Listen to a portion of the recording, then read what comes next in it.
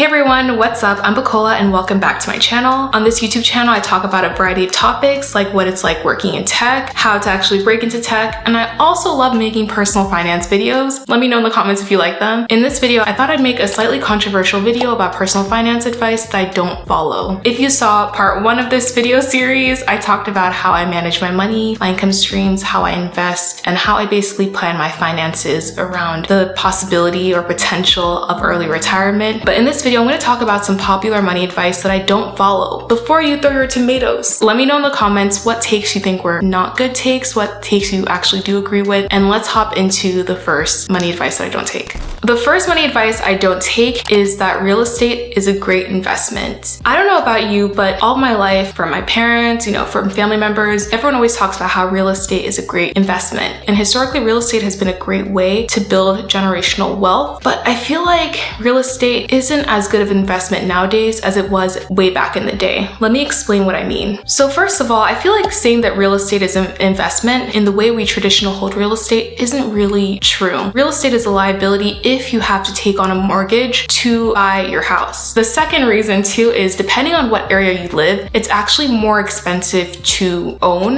than to rent. Especially in the New York City and Jersey City area. This area, we have a high cost of living. It's not abnormal for a 1-bedroom apartment to cost $1 million. And you'll find that once you put the mortgages and all the fees that go into owning a house, like property taxes, HOA fees, the mortgage interest rates, and any home maintenance costs, you find out that it's way more expensive to buy than to rent. Let me take you into Jersey City and show you.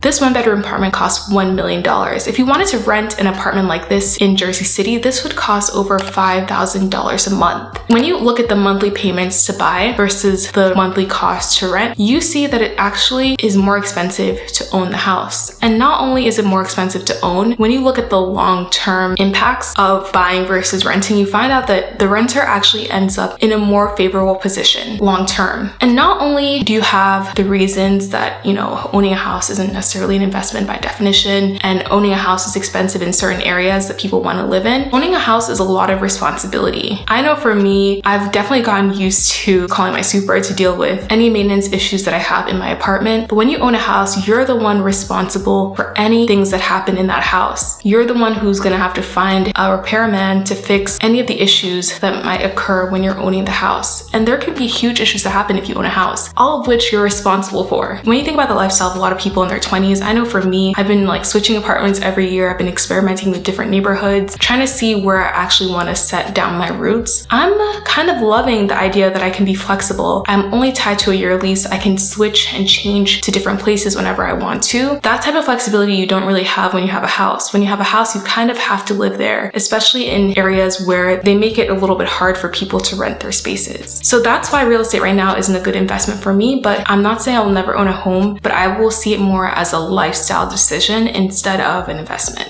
Now let's go to the next popular money advice that I don't follow, which is that lifestyle inflation isn't always a bad thing. So this was actually inspired by this comment that I received on one of my YouTube videos where someone was asking me what I thought about lifestyle inflation. I feel like lifestyle inflation isn't always a bad thing. I know, tomato. But before I continue, let me explain why. First of all, let's define what lifestyle inflation is. Lifestyle inflation is when an individual's income increases and their spending also increases. So it's not abnormal for someone as they go through their 20s to increase their lifestyle. Maybe they're spending more on their rent, maybe they're spending more on clothes, maybe they're just spending more as their income rises. You just have different things in your lifestyle that change. And one of the biggest tenets of the financial independence retire early movement is that you're not supposed to increase your lifestyle. And lifestyle inflation just generally has a bad rep. But I'm here to say that sometimes lifestyle inflation is a good thing. Sometimes you do want to increase your lifestyle because it will bring you happiness, because it will give you back some of your time so you can use that time to either make money, rest, or see your family and see your friends. When I've thought about it strategically, it's been a really good choice. Like when I was younger, deciding to increase the amount that I paid for rent. Like for example, I lived in Harlem for 2 years in basically a closet, and I decided to invest a little bit more money that I could invest into to a more expensive apartment that was closer to my job, so I cut down on my commute time. And it also had windows, and like I just had a higher quality of life in that apartment. And that not only increased my happiness, so I was more productive. Being a happy person is already enough, right? But you can use your happiness, and you have more motivation to do things when you're happy, and you can use it to be productive, even though, I don't care what you use your happiness to do. Sometimes inflating your lifestyle can be good. I think about the lifestyle inflation decisions I've been making recently, like deciding to outsource certain aspects of my life so I can free up time, and then using that time to either make more money, to invest back into my family and my relationships, to rest, and they've really increased the quality of my life. And you know what? This money, you're not going to take it when you die, and you don't know exactly when you die. So I think what's more important is having that balance where you're enjoying your life while you can, but you're also saving for the future. As long as you're saving for the future and you're spending your money in a way that aligns with your goals, I think it makes sense to use your money to bring you happiness.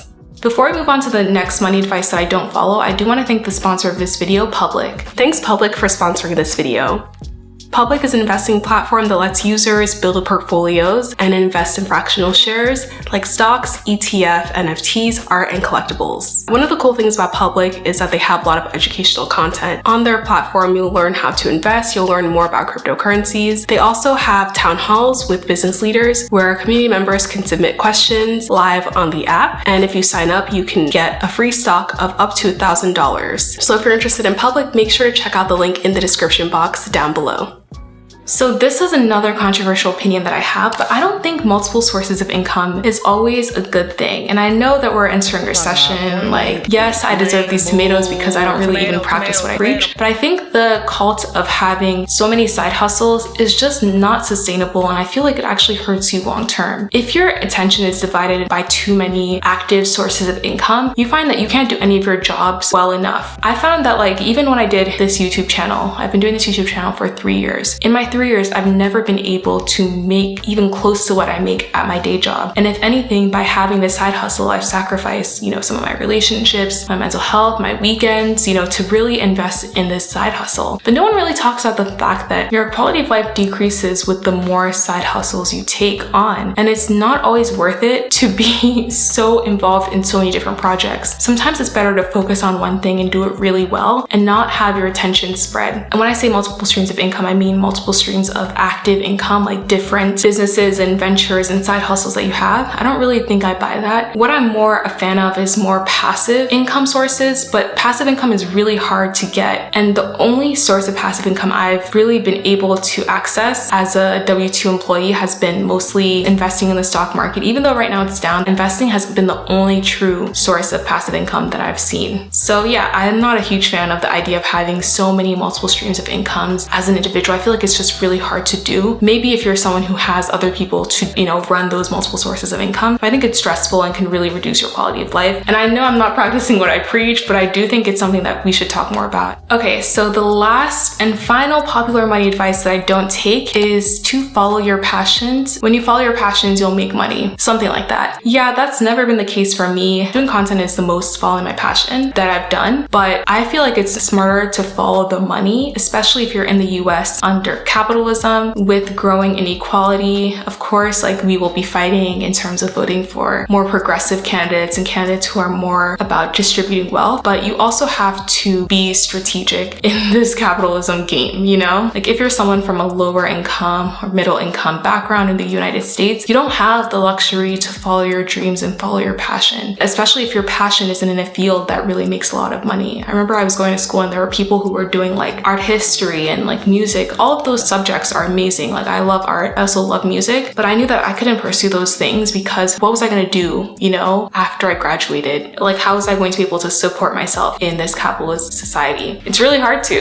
That's why I really do not recommend, if you're someone from a low income, middle income background, I don't believe it. If your passion isn't something that's aligned with what capitalism values, I don't think you should do it. And it doesn't have to be like you totally don't do it. In school, you can maybe do major and minor, find ways to blend your passion with something something that makes money in the capitalist society, like maybe graphic design or being a UX UI engineer. But what I will highly recommend you don't do is just follow your passion and assume that money is gonna come to you. You have to be strategic and think about what currently makes money and then try to do that instead of thinking that you can follow your interests and the money will come to you, because from what I've seen, it doesn't happen like that. And if anything, when you follow the money and you do majors that have higher income potentials, you find that you can use that money to fund your passion. Like for me, I can afford to buy expensive cameras, I can afford to live in a comfortable house, and I can afford to invest in this YouTube channel, not only financially, but with my time, because I'm doing a career that makes money. So yeah, those are the 4 popular money advice that I do not follow, and I hope you enjoyed this video. If you like this video, make sure to tap that like button and smash that subscribe button, and I'll see you guys later.